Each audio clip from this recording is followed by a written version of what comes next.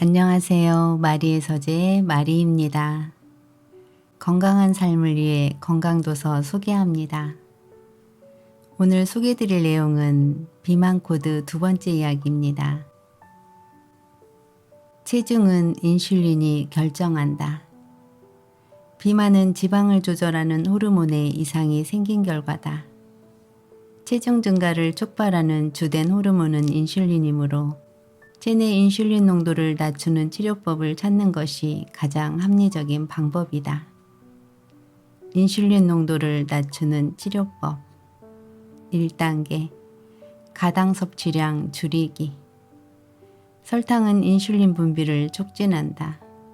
그러나 이보다 훨씬 더 심각한 악영향도 일으킨다. 설탕 섭취로 특히 살이 많이 찌는 이유는 인슐린 농도를 높이는 영향이 즉각적으로도 발생하지만 장기적으로도 나타나기 때문이다.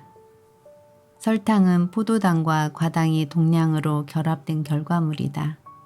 과당은 간의 인슐린 저항성에 직접적인 영향을 준다. 인슐린 저항성이 생기면 시간이 갈수록 인슐린 농도가 높아진다. 그러므로 자당과 고과당 옥수수 시럽은 그 어떤 식품보다도 살이 훨씬 더 많이 찌게 한다.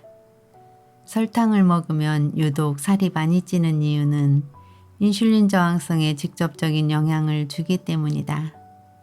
반면 영양학적인 이점은 없으므로 첨가당은 모든 다이어트에서 가장 첫 번째로 제거해야 하는 요소다. 우리는 식생활에서 자연적으로 존재하는 당류가 아닌 첨가당을 줄이기 위해 최선을 다해야 한다.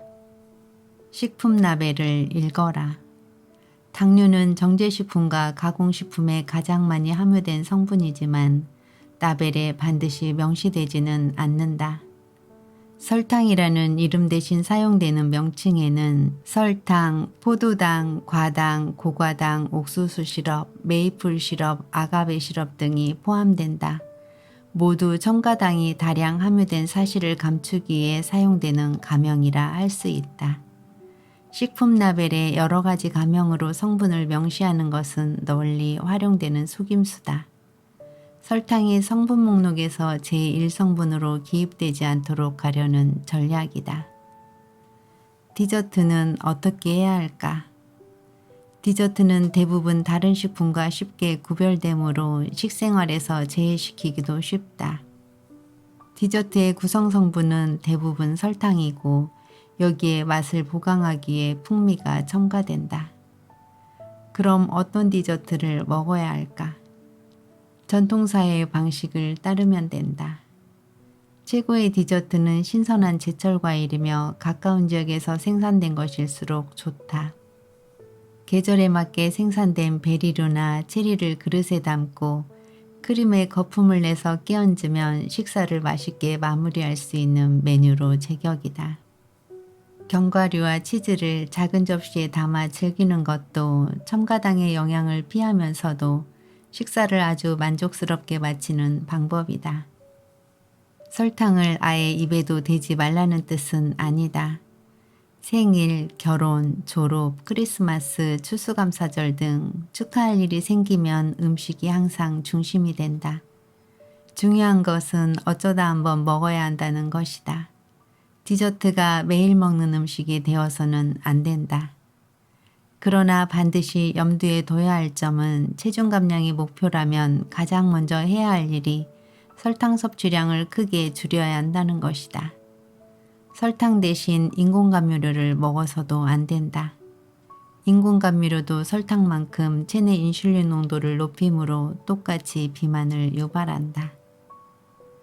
간식은 아예 먹지 마라. 몸에 좋은 간식은 체중 감량과 관련된 가장 큰 속임수라고 할 수 있다.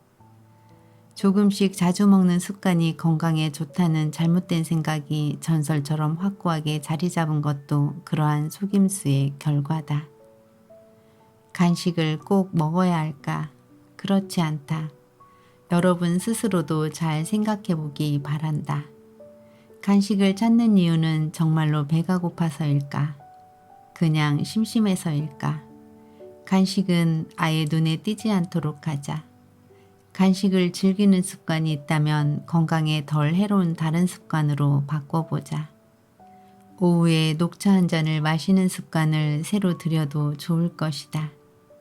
간식 시간에 무엇을 먹어야 하는가라는 질문에 내가 제시하는 답은 간단하다. 아무것도 먹지 말라는 것이다. 간식은 먹지 마라. 그게 끝이다. 복잡하게 살지 말자. 아침은 먹어도 되고 안 먹어도 된다. 아침밥은 하루 3끼 중에서 가장 논란이 많은 끼니다. 아침밥으로 무엇을 먹어야 할까 생각할 때 꼭 이 점을 기억하기 바란다. 배가 고프지 않으면 아무것도 먹지 마라. 그대로 빈속을 유지하다가 점심때 구운 연어에 샐러드로 첫 끼를 먹어도 아무 문제될 것이 없다. 물론 아침을 먹는다고 해서 나쁠 것도 없다. 다른 끼니와 마찬가지다. 단지 아침에는 시간에 쫓기기 십상이므로 많은 사람들이 포장 판매되는 고도의 가공을 거쳐 설탕이 가득 들어간 식품을 집어든다는 것이 문제다. 아침 식사를 비롯해 새끼 어느 식사든 항상 가공되지 않은 자연식품을 먹어야 한다. 챙겨 먹을 시간이 없다면 그럼 먹지 마라. 삶을 괜히 복잡하게 만들 필요가 없다. 2단계 정제된 곡류는 적게 먹어라. 백밀가루와 같은 정제된 곡류는 사실상 그 어떤 식품보다도 인슐린 분비를 크게 자극한다. 밀가루와 기타 정제된 곡류의 섭취량을 줄이면 체중을 줄일 수 있는 가능성이 크게 높아진다. 현대 제분 기술로 만들어지는 극히 미세한 가루는 장에서 흡수 속도가 높고 따라서 통밀가루라 하더라도 인슐린의 작용이 증대되는 경향이 나타난다. 탄수화물은 자연 그대로의 가공 안 된 형태로 즐겨야 한다. 탄수화물이 주성분인 수많은 전통 음식들은 건강에 해를 끼치지도 않았고 비만을 유발하지도 않았다. 꼭 기억해야 할 점은 서구 지역의 식품이 해로운 이유가 식품 자체보다 가공 과정 때문이라는 사실이다. 서구식 식생활에서 탄수화물은 정제된 곡물에 크게 치우쳐 있고 따라서 비만을 유발할 가능성도 매우 높다. 탄수화물이 함유되어 있지만 건강에 아주 좋은 식품으로는 가지, 케일, 시금치, 당근, 브로콜리, 완두콩, 방울 양배추, 토마토, 아스파라거스, 피망, 호박, 콜리플라워, 아보카도, 양상추, 비트, 오이, 물냉이, 양배추를 꼽을 수 있다. 3단계 단백질은 적당히 먹어라. 정제된 곡류와 달리 단백질은 식생활에서 아예 제외시킬 수 없고 그래서도 안 된다. 대신 단백질은 하루 총 섭취 열량의 20에서 30% 범위로 적당히 섭취해야 한다. 단백질 비중이 극히 높은 식단은 권장하지 않는다. 다이어트를 시도하는 사람들은 식사 대용품으로 나온 쉐이크나 바, 단백질 파우더 등 고도로 가공된 가짜 식품에 눈을 돌리곤 한다. 옵티패스트, 슬림패스트, 인슈어, 부스트 등 영양학적으로는 날강도나 다름없는 수많은 제품들이 시중에 널려 있다. 이러한 제품들로는 장기적으로 체중을 감량할 수 없다. 그저 가공된 혼합 성분을 먹게 만드는 제품일 뿐이다. 4단계 천연지방을 많이 먹어라. 3가지 주요 거대 영양소 탄수화물, 단백질, 지방 가운데 인슐린 분비를 가장 덜 촉진하는 것이 지방이다. 그러므로 지방은 본질적으로 먹어서 살이 찌는 성분이 아니라 오히려 살이 찌지 않도록 방지하는 성분이다. 지방은 천연지방의 성분이 높은 비율을 차지하는 것으로 선택해야 한다. 올리브유, 버터, 코코넛유, 유지, 리프라드 등이 가공되지 않은 천연지방에 해당된다. 견과류에는 몸에 좋은 지방과 더불어 천연 섬유질도 많고 탄수화물의 비율은 낮다. 특히 호두에는 오메가3 지방산이 다량 함유되어 있다. 아보카도도 최근 들어 주목받고 있다. 단맛은 없지만 아보카도도 나무에서 열리는 과일이다. 비타민 함량이 높고 특히 칼륨이 고농도로 들어있으며 과일 중에서 특이하게 탄수화물 함량이 매우 낮다. 또한 단일 불포화 지방산인 올레산이 다량 함유되어 있다.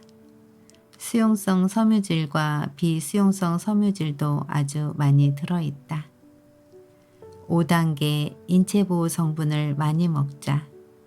섬유질은 인슐린 분비를 자극하는 탄수화물의 영양을 악화시켜 비만을 방지하는 중요한 성분이다.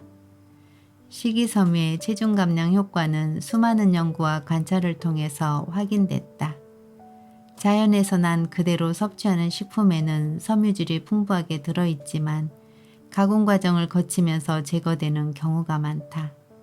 과일, 베리류, 채소, 통곡류, 아마씨, 치아씨, 콩류, 튀긴 옥수수, 견과류, 오트밀, 호박씨 등은 섬유질을 다량 섭취할 수 있는 식품이다. 식초도 인체보호 식품이다. 이탈리아인들이 오일과 식초를 섞어 빵을 찍어 먹는 것은 고탄수화물 식품의 영양으로부터 인체를 보호하는 성분과 함께 먹는 좋은 예라 할 수 있다. 초밥용 밥에 식초를 첨가하면 혈당 지수를 20 내지 40%까지 낮출 수 있다. 피시앤칩스도 메가식초를 곁들여서 먹는 경우가 많다. 사과식초는 물에 희석해서 바로 마셔도 된다. 체중 감량은 기본적으로 5단계로 이루어진다. 첫째, 첨가당의 섭취를 줄일 것. 둘째, 정제된 곡류의 섭취를 줄일 것. 셋째, 단백질 섭취량을 적정 수준으로 유지할 것. 넷째, 천연지방을 많이 먹을 것. 다섯째, 섬유질과 식초를 많이 먹을 것. 당류와 정제된 곡류는 식단에서 제외하고 섬유질을 많이 먹자. 채소와 유기농 식품을 먹고 집에서 만든 음식을 많이 먹고 패스트푸드는 피하자. 가공되지 않은 자연식품을 먹자. 인공색소와 인공감미료는 피하자. 가공식품과 전자레인지에 데우기만 하면 되는 음식도 피하자. 체중 감량의 진실은 간단하다. 비만이 근본적으로 호르몬에 의해 발생한다는 사실을 이해하면 된다. 비만을 일으키는 주된 동력은 인슐린이다. 비만은 호르몬 문제지 섭취 열량이 불균형해서 발생하는 문제가 아니다. 올바른 식생활은 무엇일까를 고민할 때 우리가 생각해야 하는 것은 두 가지다. 첫째, 무엇을 먹어야 할까? 둘째, 언제 먹어야 할까? 첫째, 정제된 곡류와 당류의 섭취량을 줄이고 단백질은 적당히 섭취하고 천연지방의 섭취량은 늘려라. 또 섬유질과 식초 등 건강을 보호하는 음식을 최대한 많이 먹어야 한다. 식품은 가공되지 않은 자연식품만 골라서 먹자. 두 번째 요소는 인슐린의 작용이 우세한 기간과 인슐린의 영향이 악화되는 기간이 균형을 이루도록 하면 된다. 즉, 음식 섭취와 단식이 균형을 이루어야 한다. 음식을 계속해서 먹으면 체중은 증가한다. 언제 음식을 먹어야 할까라는 고민을 해결하는 아주 효과적인 방법은 간헐적 단식이다. 최종적으로 우리는 이런 질문을 던질 수 있다. 안 먹으면 살이 빠질까? 물론 빠진다. 효과에 대해서는 의심할 필요가 없다. 반드시 효과가 있다. 그 밖에 수면 부족이나 스트레스도 인슐린 농도와 체중 감소에 영향을 준다. 만약 이러한 요소가 비만의 주된 원인이라면 식생활이 아니라 수면위생 개선, 명상, 기도나 마사지, 치료 등 각 문제를 직접적으로 해결할 수 있는 방법을 찾아야 한다. 지금까지 우리는 인체의 비만의 복합적인 특성을 이해할 수 있는 틀을 잡기 위해 노력했다. 비만의 원인을 깊이 있게 철저히 파악해야 합리적이고 성공적인 치료 방법을 찾을 수 있다. 이제 새로운 희망이 떠올랐다. 제2형 당뇨가 사라지고 대사증후군이 자취를 감춘 세상을 다시 꿈꿀 수 있게 되었다. 좀 더 날씬하게, 더 건강하게 내일을 맞이할 수 있다는 꿈을 꿀 수 있게 되었다. 그러한 세상과 비전, 꿈은 바로 오늘부터 시작된다. 오늘은 여기까지입니다. 감사합니다. 사랑합니다.